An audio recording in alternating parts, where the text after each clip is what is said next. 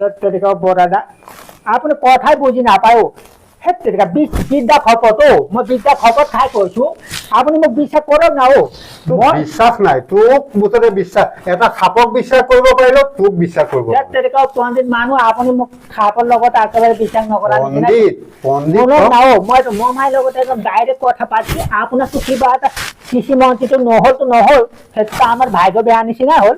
কিন্তু এটা কথাও আপোনাক মানে কৃষি নিচিনা কিবা এটাতো দিবতো অন্য দিবতো খাটাঙে কি দিব তা কি দিব মানে কি জানেন নাজানো তা মানে কি আপুনি তো কৃষি মানুহ আপুনি কৃষি মন্ত্ৰী নিচিনা মানুহ তো আপোনাক মানে কেনেকে ভাবিছো আৰু খেতি বাতি কৰা মানুহ এটা সেই গোটেইবিলাক মিলাই মানে তো ভাবিছো নহয় মানে সমষ্টিটোৰ এগৰাকী মানে দৰিদ্ৰ কৃষক হিচাপে আপোনাক সাহায্য কৰিম এই কুকুৰৈ তই কি মোক দৰিদ্ৰ কৃষক পাইছ উঠিবি নে উঠিবি ইয়াৰ পৰা ওলা বুলি কৈছো শুনক না বৰতা